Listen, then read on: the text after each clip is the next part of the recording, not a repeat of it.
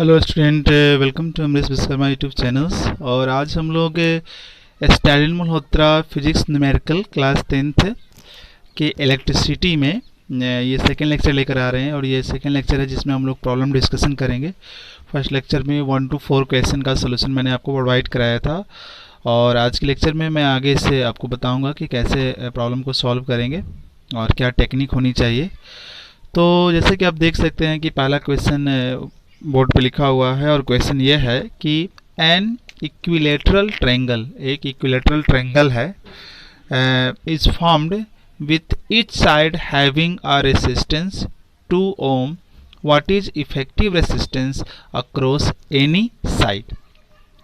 So student, इस problem को कैसे बनाएंगे? सबसे पहले हम क्या करेंगे कि एक इक्विलेटरल ट्रायंगल ड्रॉ करते हैं। तो इक्विलेटरल ट्रायंगल इस तरह से मैंने इसको ड्रॉ कर दिया, और मैंने इसका नाम भी दे दिया side A, side B, sorry A B और ये सी। ठीक है, इस तरह से मैंने इसका नाम दे दिया ए बी सी। क्वेश्चन कह रहा है कि हर एक साइड पर कितना रेसिस्टेंस है, 2 ohm। यहाँ भी क्या है आपका, यहाँ भी 2 ohm है, ठीक है ना। और यहाँ भी क्या है, यहाँ भी हमारा 2 ohm है। ठीक है, तो अभी हमें क्या बताना है, इफेक्टिव रेसिस्टेंस बताना, मींस टोटल रेसिस्टेंस बताना है। और यहाँ कह रहा है अक्रॉस एनी साइड, किसी साइड के अक्रॉस में टोटल रेसिस्टेंस क्या होगा। तो मैं बीसी के अक्रॉस ले लेता हूँ, कोई साइड एक ले लेता हूँ। क्वेश्चन में तो बोल रहा है एनी साइड, कोई एक साइड, तो इसी के अक्रॉस मैं ले रहा हूँ, इसी के अक्रॉस।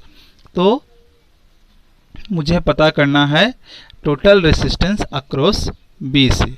तो अगर मैं यहाँ से आई करंट पास करवाता हूँ, तो ये आई करंट यहाँ से पास कराऊंगा, तो इसका मतलब ये हो गया कि ये आई करंट यहाँ तक आएगा और इसके बाद 2 भागों में यहाँ से बट जाएगी। तो इधर मैं मान लेता हूँ I1 और इधर मैं मान लेता हूँ I2। अब ये I2 यहाँ से ऐसे पास करेगा, है ना, यहाँ तक I2 और यहाँ से वही I2 इस वाले आर्म में, इस वाले साइड में आने लगेगा। फिर यहाँ से वही I2 यहाँ रहेगा I2, और ये I1 फिर यहाँ पर आके हो जाएगा I1, इस तरह से। और यहाँ I1 I2 दोनों मिलकर कंप्लीट करंट हो जाएंगे, यानी कि I हो जाएंगे। तो आप गौर से इस डायग्राम को देखिए स्टूडेंट, इसमें आप पाएंगे कि ये जो रेसिस्टेंस है और ये जो रेसिस्टेंस है, इन दोनों रेसिस्टेंस से करंट क्या हो रहा है, सेम पास होगा। ठीक है ना, इन दोनों रेसिस्टेंस से करंट हमारा सेम पास हो रहा है। तो इन दोनों रेसिस्टेंस से करंट सेम पास होगा, इसका मतलब क्या हुआ, इसका मतलब ये दोनों हमारा क्या हुआ, सीरीज में हुआ। सीरीज में सेम करंट सभी रेसिस्टर से पास होता है। जबकि अगर हम इस वाले पार्ट को देखें और इस वाले पार्ट को देखें, तो यहाँ करंट I2 पास करेगा, यहाँ I1 पास करेगा। मतलब कि ये वाला पार्ट को हमको दिखाना पड़ेगा पैरेलल में, क्योंकि इससे करंट अलग पास हो रहा है। तो ये हमारा पैरेलल केस हो जाएगा।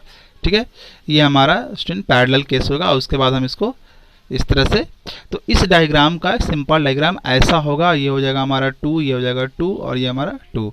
तो अब ये देखिए दोनों क्या है हमारा, ये दोनों हमारा जो है वो सीरीज में है। ठीक है, अगर मैं इसका नाम R1 कर देता हूँ, इसका नाम R2 है, इसका नाम R3, तो ये हमारा सीरीज में हो गया। तो यहाँ लिखेंगे हम कि R1 and R2 are in series, ये सीरीज में है। ठीक है, ये सीरीज में है, तो टोटल कितना होगा इसका जो टोटल रेसिस्टेंस होगा वो R1 प्लस R2 होगा स्टूडेंट, यानी कि 2 प्लस 2 यानी कि RS हमारा कितना हो जाएगा, 4 ohm हो जाएगा। तो अब एक डायग्राम और ये नीचे बनेगा, मतलब इन दोनों का टोटल को हम ऐसे दिखाएंगे, और नीचे हमारा हो गया ऐसे। ठीक है, इन दोनों का टोटल हमारा आया 4 ohm जिसका नाम था RS, और ये था हमारा R3 जिसका नाम था 2।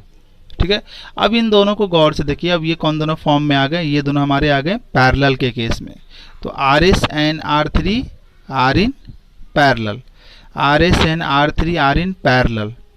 ठीक है, तो पैरेलल का फॉर्मूला क्या पढ़े हैं, 1/RP equal to 1/R1 R2, तो एक 4 हो जाएगा और एक हमारा 2 हो जाएगा। तो 1/RP इक्वल टू, इसका एलसीएम ले लेते हैं 4, ये 1 प्लस 2 हो जाएगा स्टूडेंट।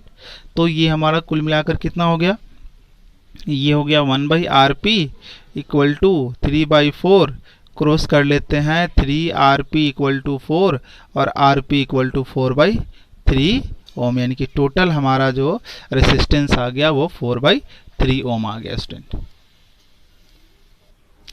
अभी स्टूडेंट हम लोग क्वेश्चन नंबर 6 को देखेंगे। क्वेश्चन नंबर 6 कैसे बनेगा, क्या उसका प्रोसेस होगा।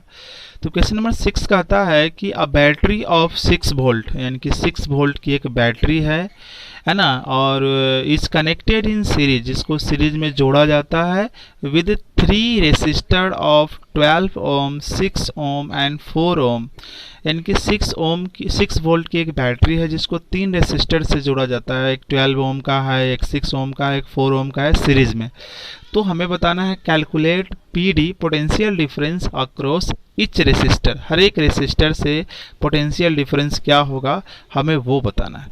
तो सबसे पहले हम इसका डायग्राम ड्रॉ करेंगे स्टूडेंट, और डायग्राम हमारा ये होगा कि 3 हमारा रेसिस्टर है और वो तीनों रेसिस्टर जो है हमारा किस फॉर्म में है, सीरीज वाला फॉर्म है, 12, 6 और 4, और इनको एक बैटरी से जोड़ दी गई है जिसका वोल्टेज जो है 6 भी है।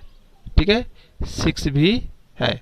चलिए स्टूडेंट हम इसमें देखते हैं कि हमें बताना है कि इससे इसका पोटेंशियल डिफरेंस कितना होगा, इसका पोटेंशियल डिफरेंस कितना होगा और इसका पोटेंशियल डिफरेंस कितना होगा।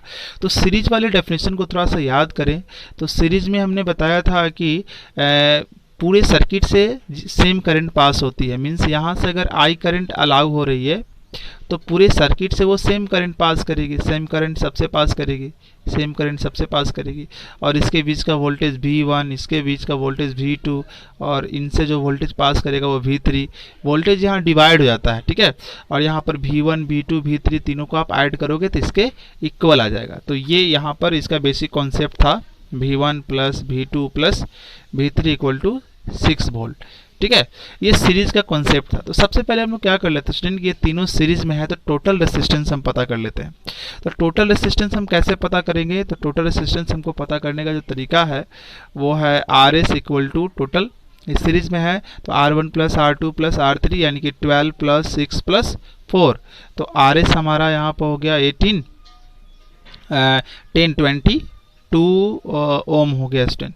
यानी कि अब मैं सीरीज को थोड़ा सा इस डायग्राम को मैं चेंज करूंगा, इन तीनों का जो टोटल है, टोटल को यहाँ लिखते हैं हम लोग, टोटल को यहाँ लिखते हैं, टोटल को यहाँ ऐसे लिखते हैं, ये हमारा आ गया RS यानी कि 22 ओम आ गया, और ये हमारा 6 वोल्ट करंट इससे पास करेगा I, तो सभी से करंट पास करेगा I।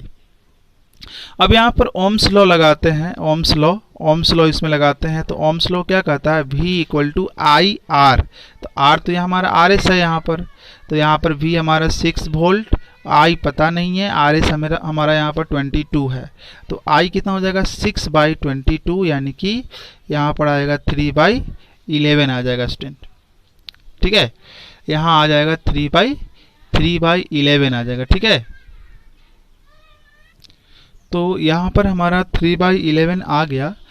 तो ये एक तो यहाँ पर पता चल गया ना कि पूरे सर्किट में कितना करंट फ्लो हो रहा है। पूरे सर्किट में जो करंट फ्लो हो रहा है 3/11 ओम फ्लो हो रहा है। ठीक है, अब हम इसके बाद क्या करेंगे, इसके बाद हम क्या करेंगे कि हमें पता करना है कि इसके बीच हमें इसका वोल्टेज पता करना है। इस रेसिस्टर के बीच वोल्टेज कितना है, फिर इस रेसिस्टर के बीच वोल्टेज कितना है, और इस रेसिस्टर के बीच वोल्टेज कितना है। तो आइए हम इसको आगे सॉल्व करते हैं। सबसे पहले हम लोग देखते हैं 4 रेसिस्टर, हम लोग बात करेंगे 4 रेसिस्टर्स 12 ओम, 12 ऑफ है। 12 ओम का जो रेसिस्टर है, आप देखिए यहाँ पर अगर ओम का लॉ आप लगाएंगे तो V इक्वल टू I है ना, R। तो यहाँ पर V क्या है हमारा V1, और यहाँ करंट I करंट। एक्चुअली क्या होता है सीरीज में जो है ना, सीरीज में पूरे सर्किट से सेम करंट पास होती है। तो करंट तो अभी हम लोगों ने पता कर लिया है, करंट 3/11 था ना, हाँ 3/11 था। तो यहाँ लग देते हैं 3/11, और यहाँ R हमारा है 12। तो अब इसको हम लोग सॉल्व करके यहाँ पर ऐसे निकाल लेंगे, आ जाएगा। उसी तरह से हम लिखेंगे 4 रेसिस्टर ऑफ है कितना 6 ओम, 6 ओम का रेसिस्टर अप्लाई करते हैं। तो V यहाँ पर क्या हो जाएगा, V इक्वल टू IR, ओम का फॉर्मूला होता है। तो यहाँ पर V मैंने माना V2, और I तो वही हो जाएगा 3/11, और यहाँ पर R 6 है, तो इसको सॉल्व कर लिया जाए। ठीक है, और इसके बाद हो जाएगा 4 रेसिस्टर ऑफ कितना 4 ओम के रेसिस्टर, तो V equal to I R, तो यहाँ हमारा हो जाएगा V3 और I हमारा हो जाएगा कितना 3/11 इंटू 4। तो इस तरह से स्टूडेंट हम सारा वैल्यू यहाँ पर कैलकुलेट कर सकते हैं।